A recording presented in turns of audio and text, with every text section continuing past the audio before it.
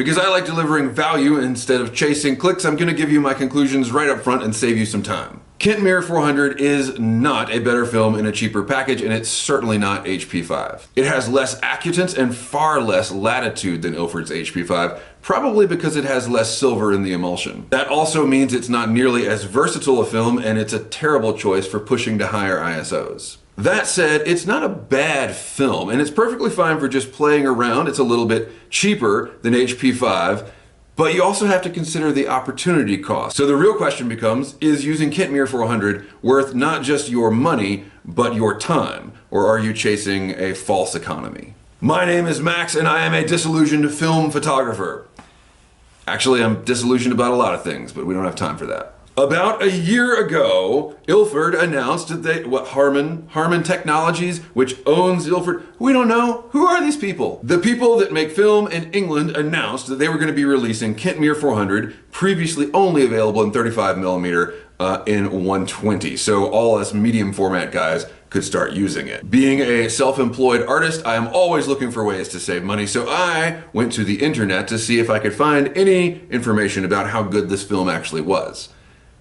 And I couldn't. Rather than any actual scientific comparison of these films, I mostly just found a lot of hipsters blathering. There were lots of rumors. Is Kentmere 400 really just repackaged HP5? Is it Fomapan? Is it the old Agfa emulsion? Is it HP5 cut from lower quality rolls? How does Kentmere 400 actually look? I found many results, including Kentmere 400 has an old world look. Kentmere 400 is more vintage. Compared to HP5, Kentmere 400 is warmer. I hate to tell you hipsters this, but they're both black and white films. So, having learned that 90% of film comparisons on the internet are total bullshit, I decided I should do my own comparison between these two films. And here's why you should listen to me instead. Number one, I have been doing this for 25 years. I did not go out and buy a film camera because I was bored during the pandemic. I actually shot film back in the day when film was the only thing we had to shoot. Hello, Future Max here. My computer will meet later in the video. Another reason you should trust my film test is I'm going to give you a link below where you can download all the files I'm producing in their original resolution. So you can see, you can zoom in and on your own computer, you can look at the grain structure at 200% or whatever, you can look at all the fine detail or lack thereof, and you can judge for yourself. In that vein, it's worth noting that there are very, very few professional photographers in 2024 shooting 35mm film. Let's be clear, and I'm gonna piss so many people off with this, but there are no objective image quality reasons to shoot 35mm film. We don't do it because it looks better. We do it because we love the process or some other intangible reason like tones or vibes. It's a nostalgia play, and that's why the only professionals shooting 35mm film in 2024 are using it as niche marketing, either selling their own brand as an analog influencer or they're in the employ of a camera or film manufacturer. The unfortunate result of this dynamic is that most film comparisons on the internet are videos of some 20-something dude in a beanie walking through a gentrified neighborhood and taking pictures of the corners of vintage cars and the backs of people's heads. Because I can't help myself, this is where I'm going to use what should be a straightforward film comparison to critique modern film photography culture. First and foremost, the old cameras that everyone likes to use in film photography are notoriously inconsistent. Most cameras made before the 90s have a mechanical shutter, and they probably haven't been serviced since Nixon was president. Yes, if I want a camera that feels good in my hand, I'm gonna use my Leica M2 with my lenses that have a declicked aperture. But that's a terrible platform for a film test. This doesn't really matter when you're just walking around shooting photos. Actually, it does. Actually, it does. This is a great time to talk about the confirmation bias inherent in the analog photography community post-pandemic. You buy an old camera, you buy some expired film, you walk around, if you get 2 or 3 good shots out of a roll, you're satisfied, and the rest are just happy accidents or the unpredictability of the analog process. And let me be clear, that is fine. That's great. If that is what you're into, if that is your hobby, and you've got the money to burn, enjoy. But for people that actually want to know which film is better because they're going to be doing a big project, or they are looking at really learning how analog photography works and they want to save some money, that's not a good way to compare films. Let's talk about all the variables that can affect the way your film looks after the shutter is tripped. First, how long do you store the film afterwards? Does the latent image degrade? Second, do you store it in poor conditions? Is it in your refrigerator? Is it sitting on your desk for a year? Third, how do you develop this film? Are you doing it yourself? Are you sending it out to a lab? What developer are they using? What's their agitation schedule? Are they using a rotary processor? At what temperature? Finally, how are you digitizing this film? Does the lab do it for you? Are you scanning yourself? Are you using a flatbed scanner? Do you have access to a $40,000 drum scanner? Are you using your mirrorless camera and a macro lens like I do? Are you using a pixelator? Film is influenced by an incredible array of factors, and what a film test can actually tell you is very limited. A film test can tell you the latitude of a film, how it responds to different levels of light. A film test can tell you the acutance and grain structure of a film, how it holds detail, and what the grain of the film looks like. People will say that different developers affect grain differently, and that is true. But the basic structure of the grain is inherent in the emulsion and is independent of developer. Because developer affects the shadows the least, a film test can show us inherent details in how the shadows respond in each emulsion. And that can tell us the actual ISO, or the speed of a film. This is my Nikon FG20. Oh, but Max, that's not actually a Nikon. It's made on the Casino platform. Shut up. Yes, it's true, it's an entry-level film camera from the 90s, but it has an electronic shutter in it, so I guarantee you it's more accurate than the cool old vintage F3 you found in your grandpa's closet. The other very important piece of gear here is this lens, which is an old school Nikon 50mm f1.8 AIS long nose. This lens is phenomenal. It's one of the best Nikon ever made in that era, and I use this lens adapted to a Sony A7 with a basic $10 adapter to shoot weddings. I would be comfortable testifying in court that the actual light transference through this piece of glass changes in a consistent way with each click of the aperture ring. More importantly, I can adapt this exact same lens onto my Sony A7 and use the A7 to meter for the exposures in the test. Why is that important? Because the second most common failure in an old, actually it's probably the first most common failure in an old camera, even more than inconsistency of the shutter, is the light meter. If you are rigorously testing film, do not use your on-camera light meter. Now this test is a field test. I don't have a densitometer. I'm not in a Kodak lab measuring the amount of silver molecules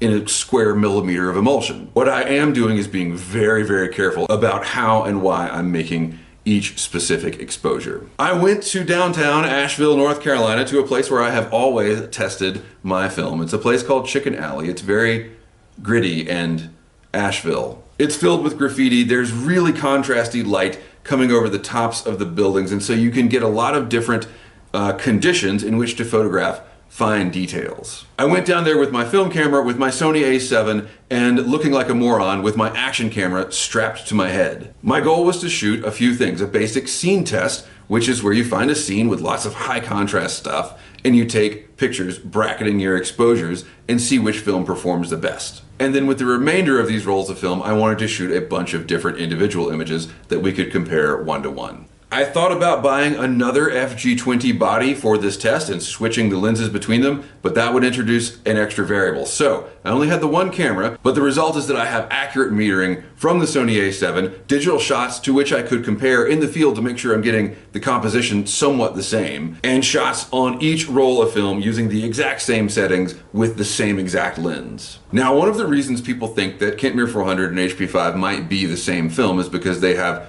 the exact same or very similar developing times in a lot of different developers. They're not the same film, but I did come home and I put them in the same tank together, both films, one tank, obviously then using the same developer. I used Kodak Xtol 1:1. I used the same agitation schedule because they were in one tank, and I developed them for the recommended time of 12 minutes, which is actually the same time that I always use for HP5 anyway. For the record, they were developed at 20 degrees C or 68 degrees Fahrenheit, and my agitation schedule is 5 seconds of agitation every 30 seconds, and that amounts to 1 inversion and a swish.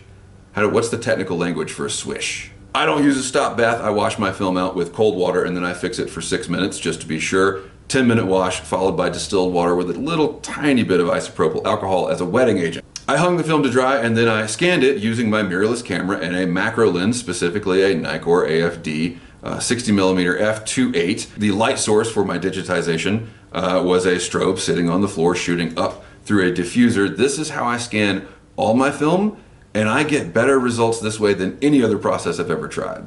I take the raw images from the Sony a7 and then, using Adobe software, convert them to high quality TIFFs without making any adjustments to the image. Except, of course, inverting it so we can actually see it as a positive image. Is that enough talking? I feel like that's enough talking. Can we just go look at some images now? So I am here at my desk, and we're going to start by looking at the photos from the scene test. This is a wider scene, lots of contrast, lots of different light levels, and here in a Photoshop PSD document are all of our photos. I have moved them all in. I have downsized them just to fit them all on the screen and not make a huge file. And the first thing that you will notice, obviously, is that the Kentmere 400 delivers a much darker result when shot and developed in the same conditions. We can see in the top row, of course, these are straight out of camera JPEGs, so they have been impacted by the A7's JPEG processing. But we can see in the top row that the dynamic range is handled really well in these photos. Up until the last frame, which of course was overexposed by 2 stops, where we do start to lose some detail. I bet if we went into the raw file, we could recover that detail, but as it is, this is definitely overexposed. You couldn't really save this photo in post. But even the least exposed image here, we still have detail in the shadows, and I'm going to add a little bit of a curves layer here just to look at the least exposed. So this is -2 stops image from the Sony a7. We can still get some detail out of those shadows if we yank up the curves here. And of course that's going to introduce noise and all that, but just for the sake of argument, detail is retained in the shadows. So that's our baseline. When we start looking at the HP5 row of images, we see 2 stops underexposed. We've definitely crushed those blacks. There's no detail left in the bottom, and in fact we'll try the curves layer trick again and just yank that up. Well, there's a little bit of detail left in there, but under the car, we don't see any differentiation between the tire and the dark background there. This image, I mean, you know, if you were shooting for a newspaper and it was a shot of aliens landing and that was the only shot you got, yes, you could print that, I suppose, but otherwise, not really usable. By the time, though, we get to -1 stop, that's a usable image. It's dark, but we could pull detail out of that. The metered exposure, it looks like a metered exposure to me. It looks pretty flat. We've still got detail in the highlights and the shadows, although under the car, I mean, comparing it to digital, here's the digital frame, which has a lot more contrast. Actually, I would say it's about the same. Looking at the dark places under that car, that's pretty comparable. The digital, of course, has a brightened mid-range. That might be from the JPEG processing in camera. When we look at the +1 stop scene, HP5, as expected, handles the highlights beautifully. We've got a lot of detail in the shadows, of course, and we're really not losing anything here. I would probably work from this image. In general, I find HP5 and most films like to be overexposed. This is probably the image I would choose to work from if I were making a print. And when we get here to the +2 stops image, even still, we retain detail, especially if you compare it here to the digital image. Well, there's a lot more detail in the film image. So now let's look at the Kentmere 400. I think it's pretty obvious that the -2 stop image is not usable. Neither is the -1 stop, and honestly, the metered image is really struggling here as well. If we engage that curves layer, that yanks everything up. Yeah, with processing, you can get those shadows back. And in fact, we could even go in and drop the highlights maybe to get kind of a usable image here. You'd have to do some masking in post, I think, to differentiate between the two. We'll turn the curves layer back off so we can see what we're looking at naturally here. The +1 image, it's okay. I would probably want to work from the +2 stop image here, just to make sure I had enough detail in the shadows. And so I'm not yet ready to say that Kentmere 400 is a 100 speed film. I don't think that's true. But I do think it could either benefit from, just looking at this, from the results from this immediate test, it either benefits from more exposure or more development, and probably both. As Harman has told us, there is just not as much silver there to be developed, and so it's not developing these dense regions in the negative that we see as highlights in a positive image. But this by itself doesn't tell us all that much. Let's look at some individual images. So as an extension of the scene test, I have opened up the images that I would use if I had to make a print of this scene. Or if I had to make a presentation quality image. I have opened up, what you're looking at here is the metered exposure from the digital camera, which I have desaturated. And then the +1 stop exposure from the from HP5, and the +2 stop exposure from Kentmere 400. And I'm going to go ahead, in the sake of visual fairness, I'm going to go ahead and run a levels correction on the HP5 and the K400, because that is what the Sony A7 would have done processing the JPEG. It has probably done an auto leveling adjustment. We can go in here to this digital image and see, shot at ISO 400, it looks incredibly clean, incredibly sharp. There's a ton of detail here. And let me run these levels real quick and I'll bring you back. Okay, so I've applied the levels just to even the playing field. Again, this is the digital image zoomed in all the way. These are full-size images. Here is the HP5. Yep, looks like film to me. It is grainy. It does not have the sharpness that a digital camera does. This is what we're going for when we shoot film, right? There is less acutance, there is less actual resolution, and there is noise all over the place. Having said that, there's still a lot of detail here, and the highlights are handled really well. This is a good image. If we move over to the Kentmere 400 image, zoomed all the way out, I can say the same. I think this is a pretty good image.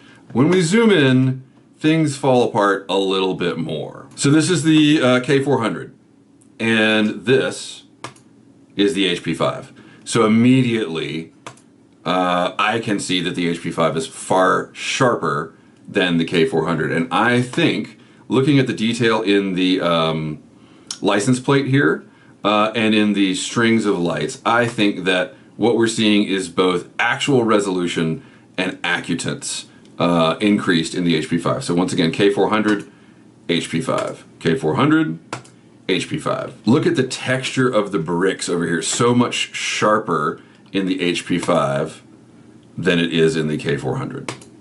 Zooming in here to 200%, we can use the grain structure that is visible in this in the even-toned areas of this car to tell us about how the grain actually appears in these films. And I find this pretty interesting. I believe that they are equally grainy films.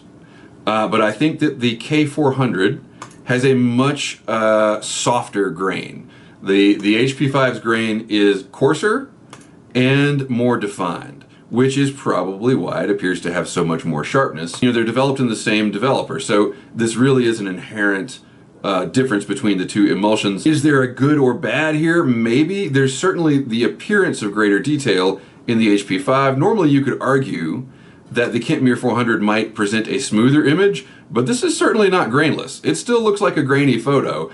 You would not mistake this for a slower film. So I don't know, I think I'd rather have the detail. So let's continue in a similar vein, looking at these images of the Chicken Alley Chicken, this mural here at the entrance to the alley. Again, I want to be visually fair to each image, so I'm going to crop out the borders, and we're going to do a basic levels adjustment. I like to go ahead and clip something in the image to know I've got a pure black. In this case, we're going to clip about that much of the blacks in this mural. And same thing with the highlights.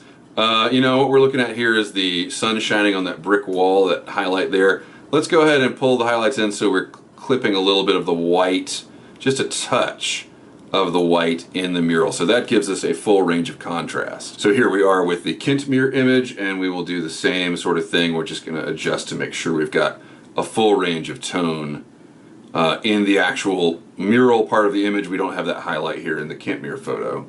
So just looking at these two photos, this is Kentmere, this is HP5, you know, they are not that different. I think the HP5 holds a little more tonal information than the Kentmere.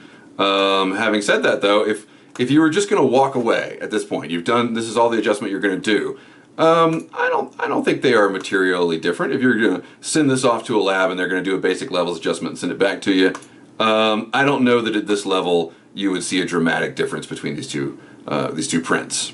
Does that hold up when we zoom in? Let's find out. Both of these are going to pale in comparison, of course, to the detail you would get with a digital camera. We're looking here at HP5, and I want to find, yeah, the chicken alley scrawled into the concrete there. Let's go look at what that looks like in Kentmere. The HP5 has much more accutance. The appearance of sharpness is far greater. Does it actually retain more detail? Probably so. If we look at this sort of peeling away of the paint, I think there is more information there in the HP5 image. I also personally think that this image, in the HP5 shot anyway, suffers from motion blur a little bit. I just kind of get that sense. It might not, but look at these bricks here. I think that there is definitely, it's not just an issue of accutance. There is actually more detail in those bricks in HP5, even considering that there may be some motion blur. Once again, here's HP5, here is Kentmere 400. And I find that is borne out again in this shot of the bike. I've done a basic levels adjustment, and on this one I actually added a curves layer to try to match the Kentmere 400 to the HP5 as much as I possibly could. I don't think I would, at first glance, be able to tell a difference in the tones between these two images. This is HP5, this is Kentmere 400. There is a little bit of a difference in composition. I wasn't on a tripod for this, sorry. When we zoom in to 100%, again we're gonna see, look at the details in this bike. These were both shot at f8. This is HP5. This is Kentmere 400. HP5, K400. Look at the scratch here on whatever. I don't know anything about motorcycles, but look at this scratch here. Definitely more detail there than in the Kentmere 400. These two files in particular will be in the final download as PSDs, so you can go in and see my levels and curves adjustments to satisfy your own curiosity. But I especially want to look at difficult images. So I wanted to look at the damaged car and the shot of the skull graffito. Where's the damaged car? There's that, and there's that. Let's open these up. Looking at the damaged car, this is kind of the comparison that seals the deal for me, with HP5 being the superior film. What I want to do here is drag these images into the same file so that the adjustments that we make will work on them at the same time, and you can see how these images respond to the identical adjustments. Okay, we've got that desaturated, and we will jump in here and start leveling, and we immediately see that the blacks in the Kentmere image clip first, way before we start to see any clipping in the HP5 image. So let's stop right about there. We've got clipping in the HP5. Yeah, you can already see we've lost so much detail in the Kentmere. On the other end of the scale, the HP5 starts to clip first in the highlights. That means that there's more density in the negative, resulting in a higher contrast. Now, could you develop the Kentmere 400 for longer and maybe get that density? Sure, but in this case, you're going to get more inherent contrast out of the HP5. When we zoom in, remember these adjustments are applied to both images, same exact adjustment. We've got plenty of detail in this tire here. Plenty of information over there. When we go here, the Kentmere 400 barely has anything. We see a little bit of the tread. If we were to back down on the levels adjustment here, though, you would think you'd get more detail out of the Kentmere if we clip it right there. But when we zoom in, not really. There's some, yeah, there's some of the tread.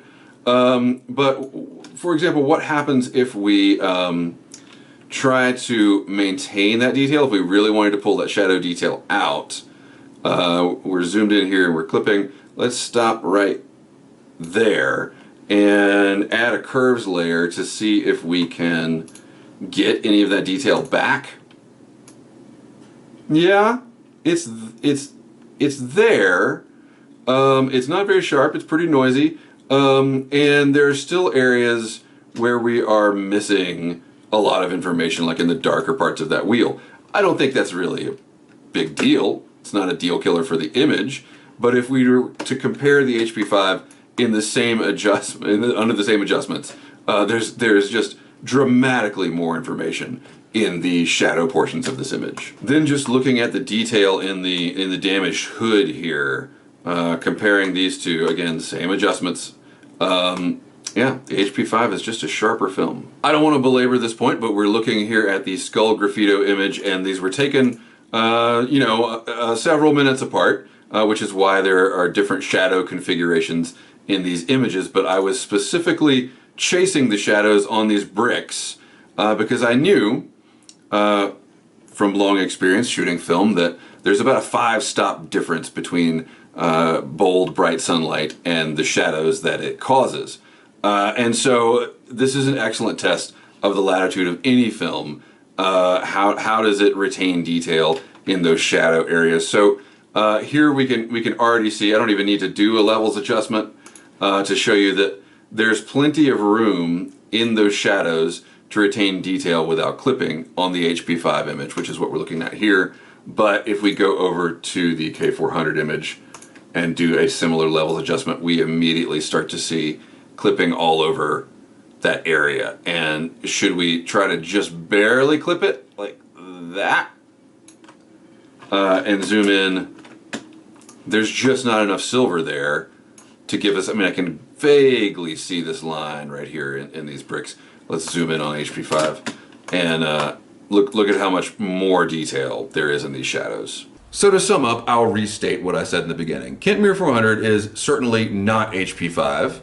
It is its own film. It has less silver in its emulsion, and therefore it has a lot less latitude than HP5. While its true film speed may be about the same, it certainly does not have the silver content necessary for pushing it really at all. Kentmere 400 is cheaper than HP5 at the time of this recording, which is April 7th, 2024, on B&H, which is where I buy all my film. A roll of Kentmere 400 35mm 36 exposure goes for $6.50, and HP5 goes for $8.95. That's a difference of $2.45 per roll. The big question is, which film should you buy? For most people who are looking at this film, they're going to be shooting 35mm, and I just don't know if it matters that much. Yes, K400 has less accutance, but 35mm has less accutance than pretty much any other format, except for like 110, and you gotta be a real hipster to shoot 110. Kentmere 400 is pretty much a quintessential student film.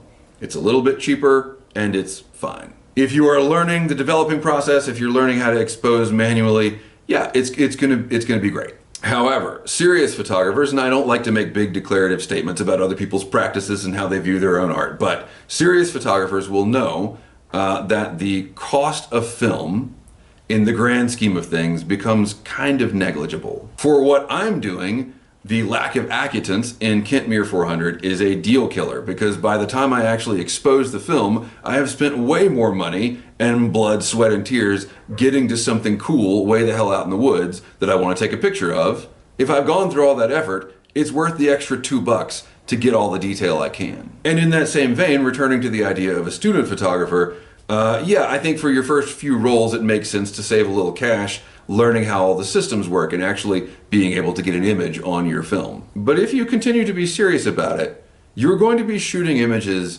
that really matter. Even if they don't matter to you right now, in 10 years or 20 years or 25 years, which is how far out I am from shooting my first images, which by the way were on HP5. At that point, you might look at the negatives you shot and realize some of the people in them aren't around anymore. Some of the things that you photographed aren't there anymore. There's a million reasons to be a photographer, but if you are motivated by preserving visual experiences, I think sooner rather than later, it will be worth it to you to get the best film you can. I hope you have enjoyed this film comparison, and I hope you have found value, not just in the information about these two films, but in a little bit of investigation into why we take pictures to begin with. Thank you so much for watching.